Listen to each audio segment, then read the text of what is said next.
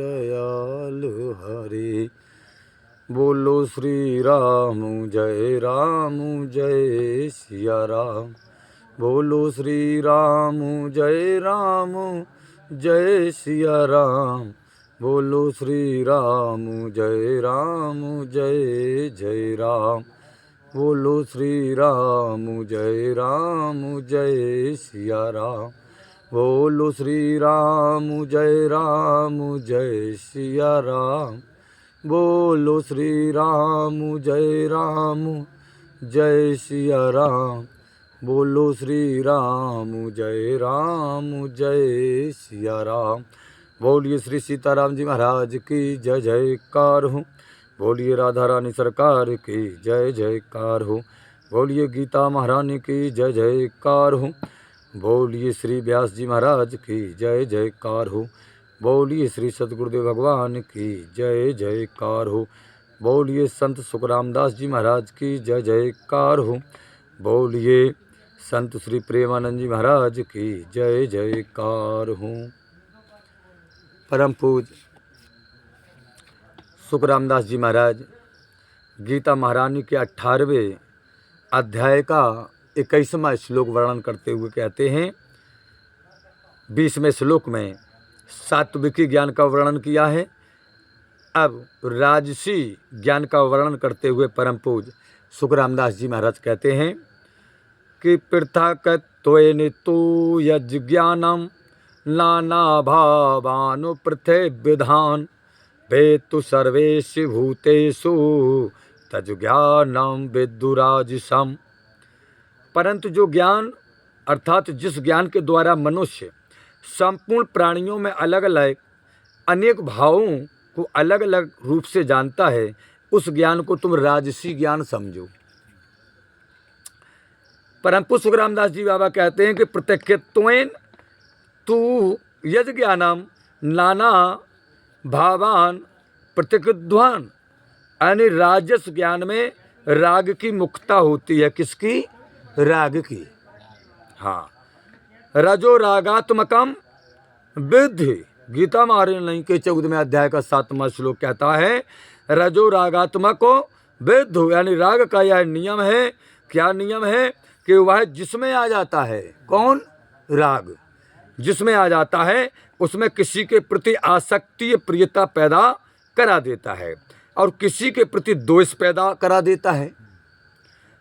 इस राग के कारण ही मनुष्य, देवता, यक्ष, राक्षस, पशु पक्षी, कीट पतंग, वृक्ष लता आदि जितने भी चराचर प्राणी हैं, परम पूज्य बाबा सुखरामदास जी कहते हैं कि उन प्राणियों की विभिन्न आकृति, स्वभाव, नाम, रूप, गुण आदि को लेकर के राजसी ज्ञान वाला मनुष्य उनमें रहने वाली एक ही अविनाशी आत्मा को तत्व से अलग अलग समझता है। वेत्ति सर्वेषु भूतेषु तस् ज्ञानम विद्धि राजसम। इसी तरह जिस ज्ञान से मनुष्य अलग अलग शरीरों में अंतःकरण, स्वभाव, इंद्रियां, प्राण आदि के संबंध से प्राणियों को भी अलग अलग मानता है, वह ज्ञान राजसी कहलाता है। राजसी ज्ञान में जड़ चेतन का विवेक नहीं होता है महाराज। राजसी ज्ञान में जड़ और चेतन का विवेक नहीं होता है। अब परम पूज्य बाबा सुखरामदास जी महाराज गीता महारानी के 18वें अध्याय का 22वां श्लोक कहते हैं, तामसी ज्ञान का वर्णन करते हैं 22वें में, 20वें सात्विकी ज्ञान का, 21वें श्लोक में राजसी ज्ञान का, और 18वें अध्याय का 22वां जो श्लोक है उसमें तामसी ज्ञान का विवेचन करते कहते हैं कि या तो कृत्यशन वेदक इसमें कार्ये शक्तमहे तु कम अत्वत्वार्थो दल्पम चा तत्ताम समुदाहितम। बाबा कहते हैं किंतु जो ज्ञान एक कार्य रूप शरीर ही संपूर्ण की तरह आसक्त है तथा जो युक्त रहित वास्तविक ज्ञान से रहित और तुच्छ है, वह तामसी ज्ञान कहा जाता है। कौन सा ज्ञान? तामसी ज्ञान कहा जाता है। यह तो कृतन्व देख इसमें कार्य शक्तितम। तामस मनुष्य एक ही शरीर में संपूर्ण की तरह आसक्त रहता है, अर्थात उत्पन्न और नष्ट होने वाले इस पंच भौतिक शरीर को ही अपना स्वरूप मानता है। कौन? तामसी वृत्त वाला इसी शरीर को अपना स्वरूप मानता है। वो तो वह मानता है कि मैं ही छोटा बच्चा था और मैं ही जवान हूँ और मैं ही बूढ़ा हो चुका हूँ। मैं भोगी बलवान और सुखी हूँ। मैं धनी और बड़े कुटुंब वाला हूँ। मेरे समान दूसरा कौन है? ये तामसी वृत्त वाले की भावनाएं हैं। ऐसी मान्यता मूढ़ता के कारण ही होती है, यानी अज्ञानता के कारण ही होती है, क्योंकि तामसी व्यक्ति अज्ञानी होता है। तो ऐसे विचार तामसी वृत्ति वाले व्यक्ति के ही होते हैं। इत्त ज्ञान विमोहिता 16वें अध्याय का 15वां श्लोक कहता है कि इत्त ज्ञान विमोहिता अहेतुकम। तामस मनुष्य की मान्यता युक्त और शास्त्र प्रमाण से विरुद्ध होती है। तामस मनुष्य की जो मान्यता युक्त है वो शास्त्र प्रमाण से विरुद्ध होती है। यह शरीर हरदम बदल रहा है महाराज। शरीर आदि वस्त्र मात्र अभाव में परिवर्तन हो रही है। दृश्य मात्र अदृश्य हो रहा है और इनमें तू सदा ज्यों का त्यों रहता है। अतः यह शरीर और तू एक कैसे हो सकता है? आत्मा और ये शरीर एक कैसे हो सकता है? ये शरीर तो पर हमें परिवर्तनशील हो रहा है। बच्चा था, जवान हो गया, बूढ़ा हो गया, जर्जर अवस्था में हो गया। तो इस प्रकार की युक्तियों को वह स्वीकार नहीं करता। अतत्वार्थो दल्पम चा, यह शरीर और मैं, यानी शरीर और मैं कौन? आत्मा। शरीर और मैं दोनों अलग अलग हैं। शरीर और मैं दोनों अलग अलग हैं। इस वास्तविक ज्ञान विवेक से वह रहित है। कौन? तामसी वृत्ति वाला। वो नहीं जानता इस चीज़ को कि शरीर और मैं अलग अलग हूँ। वो नहीं जानता।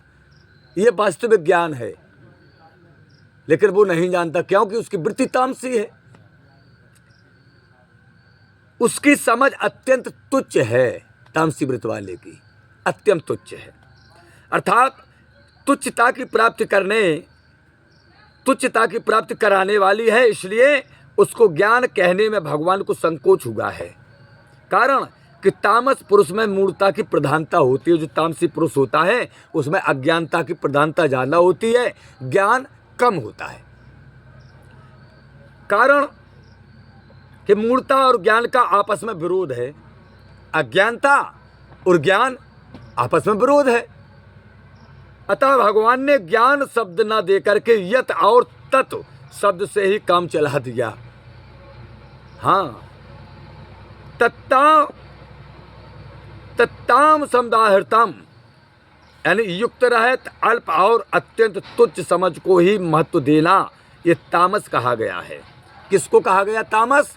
युक्ति रहित अल्प और अत्यंत तुच्छ समझ को ही महत्व देना तामस कहा गया है। ये जब तामस समझ ज्ञान है, बाबा सुखरामदास जी महाराज कहते हैं, गीता में कहा गया कि जब तामस समझ ज्ञान है ही नहीं और भगवान को भी इसको ज्ञान कहने में संकोच हुआ है, तो फिर इसका वर्णन ही क्यों किया गया है?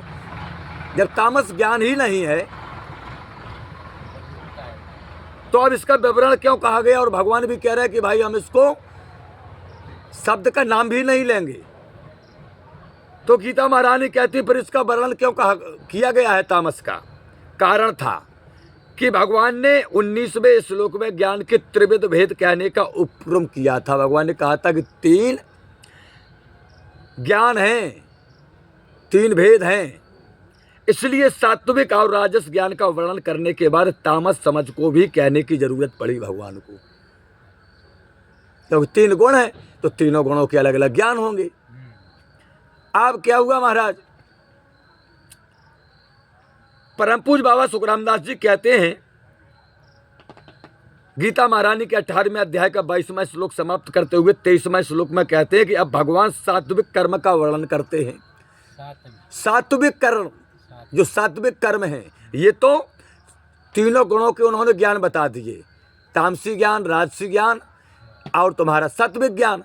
अब सात्विक कर्म का वर्णन करते हैं। भगवान ये समझाना चाहते हैं कि सात्विक कर्म कौन कौन से होते हैं।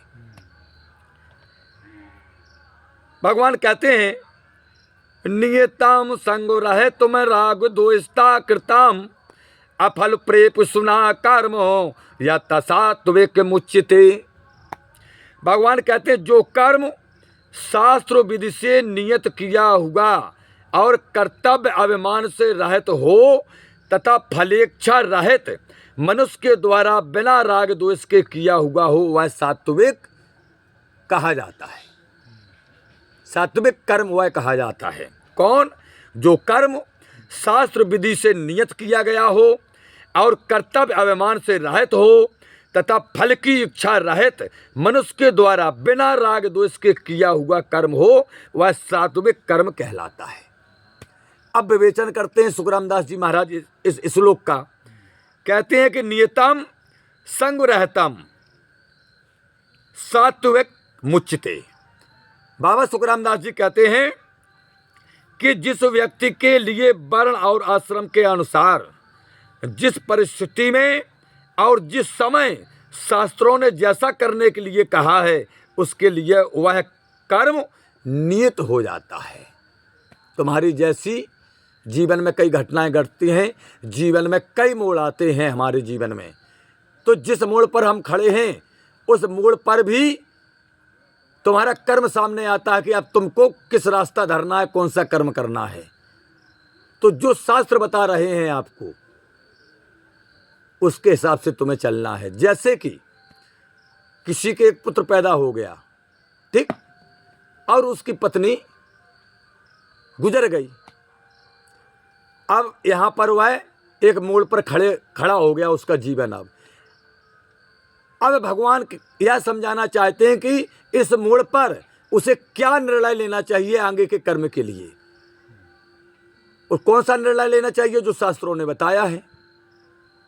तो भोले बाबा ने तो सीधा सीधा पार्वती जी से कहा था। पार्वती जी ने पूछ रखा था ये कि भगवान आप किसी का जोड़ा अतपर में निपटा देते हो, किसी को बुढ़ापे तक ले जाते हो, और किसी को एक आध बच्चा हो जाते हैं और बोले उसका जोड़ा भी छोड़ देते हैं। तब भगवान भोले बाबा ने उत्तर दिया था माता पार्वती को। कहा था उन्होंने कि उसके जन्म जन्मांतर के इतने पुण्य हो जाते हैं, जिसको हम बाल बच्चा देकर के उसकी पत्नी को ले लेते हैं, उसके इतने जन्म जन्मांतर के पुण्य हो जाते हैं, क्या उसे अपना यहाँ से रास्ता बदलना है? क्यों? कि शादी विवाह और पुत्र ये अपने वंश चलाने के लिए होते हैं। हमारी शादी हो गई, पुत्र हो गया, अब हमें दूसरी तीसरी शादी से क्या लेना देना है? क्या लेना देना है? यहाँ हमें अपना कर्म बदलना है जो हमें शास्त्र कह रहा है। तो शास्त्र क्या कहता है कि यहाँ से हमें हमारे परिवार का संचालन करने वाला पुत्र हो गया, पिता का ऋण मैंने चुका दिया, पुत्र हो गया, हमारे पिता के ऋण से भी हम मुक्त हो गए। अब माँ बाप की सेवा करना और बचे हुए परिवार को हमें चलाना है और सात्विक वृत्ति से अपने कर्म करना है। ये नहीं कि हम दूसरी शादी करके फिर 4-6 बच्चा पैदा करें, ये हमारे शास्त्रों ने कहा ही नहीं है, बिल्कुल नहीं कहा। और खास तौर से त्रेता से तो बिल्कुल भगवान राम ने बदल ही दी पूरी व्याख्या। सनातन की एक नारी सदा ब्रह्मचारी का उन्होंने आदेश दे दिया। त्रेता से भगवान श्री राम ने सीधी सनातनियों को। तो यही गीता में भगवान समझाना चाहते हैं कि सात्विक कर्म क्या है। हमें अच्छे कर्म करने चाहिए, ये सात्विक कर्म हैं। हम जिस मोड़ पर खड़े हैं उस समय हमें उस मोड़ की नजाकत दे करके, जीवन की मोड़ को नजाकत दे करके निर्णय लेना चाहिए हमें, जो हमारे शास्त्रों ने कहा है। कई मोड़े हैं ऐसी, ये तो हमने एक उदाहरण दे दिया। अब यहाँ नियतम शब्द से एक तो कर्मों का स्वरूप बताया है और दूसरे शास्त्र निषिद्ध कर्म का निषिद्ध किया गया है। संग रहतम शब्द का तात्पर्य क्या है? संग रहतम शब्द का मतलब है कि वह नियत कर्म कर्तव्य अभिमान से रहित होकर के किया जाए। और कर्तव्य अभिमान से रहित कहने का भाव यह है कि जैसे वृक्ष आदि से मूर्ता होने के कारण उनको कर्तव्य तत्व का भान नहीं रहता, किनको? वृक्षों को। पर उनकी भी ऋतु आने पर पत्तों का झड़ना, नए पत्तों का निकलना, शाखा टहनियों पर घाव का मिल जाना, उस शाखाओं का बढ़ना, फल फूल का लगना आदि सभी क्रियाएं समिष्ट शक्ति के द्वारा अपने आप ही होती हैं। ऐसे ही इन सभी शरीरों को बढ़ना, घटना, खाना पीना, चलना फिरना आदि सभी क्रियाएं भी सम्मिष्ट शक्ति के द्वारा अपने आप हो रही हैं। हमारे शरीर घट रहे, बढ़ रहे, जो भी क्रियाएं हो रही हैं, जितने भी शरीर हैं, इन क्रियाओं के साथ ना कभी अभी कोई संबंध है, ना पहले कोई संबंध था और ना आगे कोई संबंध होगा इन क्रियाओं का। इस प्रकार परम पूज्य बाबा सुखरामदास जी महाराज कहते हैं कि जब साधक को प्रत्यक्ष अनुभव हो जाता है तो फिर उसमें कर्तव्य नहीं रहता। फिर कर्तव्य न रहने पर उसके द्वारा जो कर्म होता है वह संग रहित अर्थात कर्तव्य अभिमान रहित होता है। फिर यह सांख्य प्रकरण में कर्तव्य का त्याग मुक्त होने से और आगे अराग द्वेषता कृतम शब्दों में भी आसक्ति के त्याग की बात आने से यहाँ संग रहतम शब्द का अर्थ कर्तव्य अभिमान रहित लिया गया है। अब आगे शब्द आता है अराग द्वेषता कृतम। तो इस शब्द का तात्पर्य है, पद का तात्पर्य है कि राग द्वेष से रहित होकर के कर्म किया जाए, अर्थात कर्म का ग्रहण राग पूर्वक ना हो और कर्म का त्याग द्वेष पूर्वक ना हो, तथा कर्म करने के जितने साधन शरीर, इंद्रियाएं, अंतःकरण आदि हैं, परम पूज्य कहते हैं उनमें भी राग द्वेष नहीं होना चाहिए। अराग द्वेषता शब्द से वर्तमान में राग का अभाव बताया है और अफल प्रेप सुना शब्द से भविष्य में राग का अभाव बताया है। इसका तात्पर्य हुआ कि भविष्य में मिलने वाले फल की इच्छा से रहित मनुष्य के द्वारा कर्म किया जाए, अर्थात क्रिया और पदार्थों से निर्लिप्त रहते हुए असंगता पूर्वक कर्म किया जाए तो वह सात्विक कहा जाता है। इस सात्विक कर्म में सात्विकता तभी तक है महाराज जब तक अत्यंत सूक्ष्म रूप से भी प्रकृति के साथ संबंध है। जब प्रकृति से सर्वदा संबंध विच्छेद हो जाता है तब वह कर्म अकर्म हो जाता है, फिर वही कर्म पर अकर्म हो जाता है। परम पूज्य सुखरामदास जी महाराज कहते हैं कि अब राजसी कर्म का वर्णन सुनो। या तु कामे सुना कर्म संग साहंकारेण वा पुनः क्रियते बहुलायासाम तद्राज समुद्राहितम। परंतु जो कर्म भोगों को चाहने वाले मनुष्य के द्वारा अहंकार अथवा परिश्रम पूर्वक किया जाता है वह राजसी कर्म कहा जाता है। या तो काम पिछला कर्म, हम कर्म करेंगे तो हमें पदार्थ मिलेंगे, हम कर्म करेंगे जभी तो कोई पदार्थ वस्तु चीज हमें मिलेगी, सुख आराम मिलेगा, भोग मिलेंगे, आदर सम्मान बड़ाई मिलेगी, आदि फल की इच्छा वाले व्यक्ति के द्वारा कर्म किया जाए।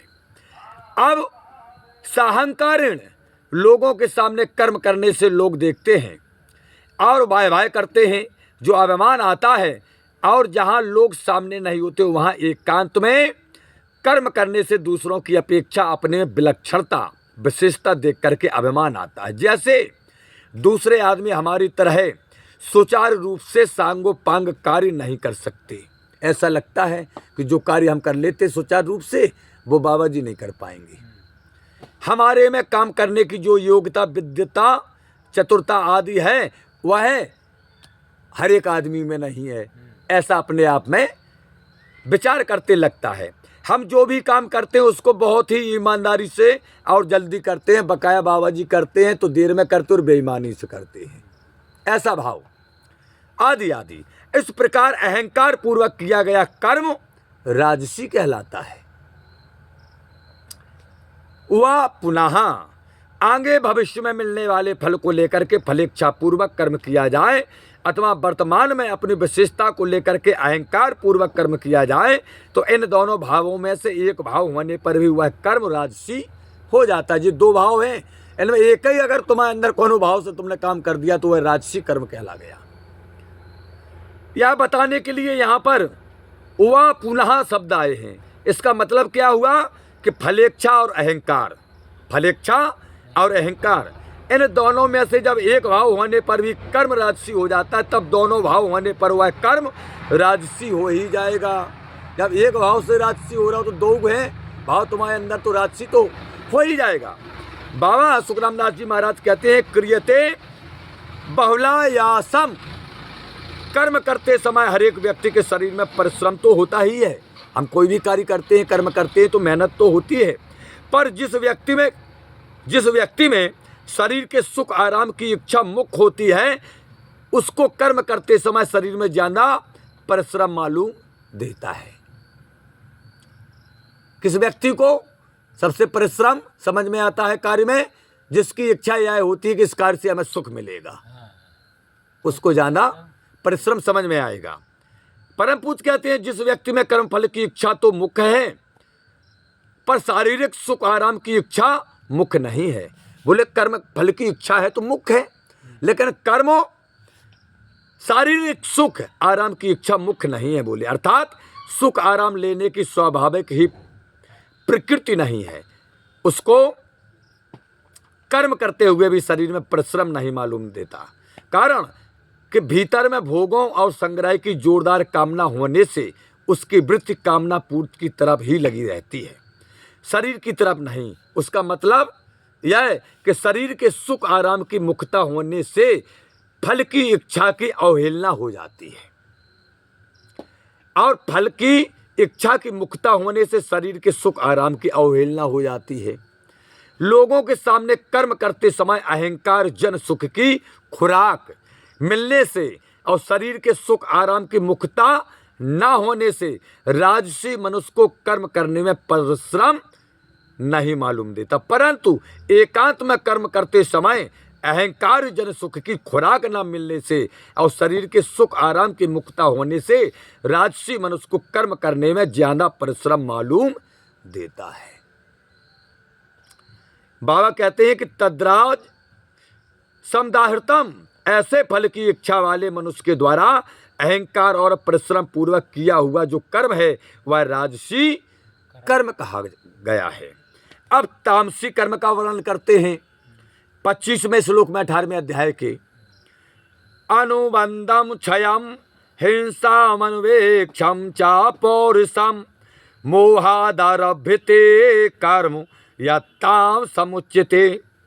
परम पूज्य कहते हैं, जो कर्म परिणाम हानि हिंसा और सामर्थ्य को न देख करके मोह पूर्वक आरंभ किया जाता है वह तामस कर्म कहा जाता है। इसका विवेचन कल की कथा में करेंगे। 18वें अध्याय के 25वें श्लोक में तामसी कर्म का वर्णन, आज सभी भक्तजनों ने राजसी कर्म का वर्णन, सात्विकी कर्म का वर्णन सुना है। कल की कथा में सुनेंगे अनुबंधम क्षयम हिंसा मानवेक्षम चा पौरुषम मोहादारभ्यते कर्म तामस्य मुच्यते। 25वें श्लोक का व्याख्यान कल की कथा में होगा।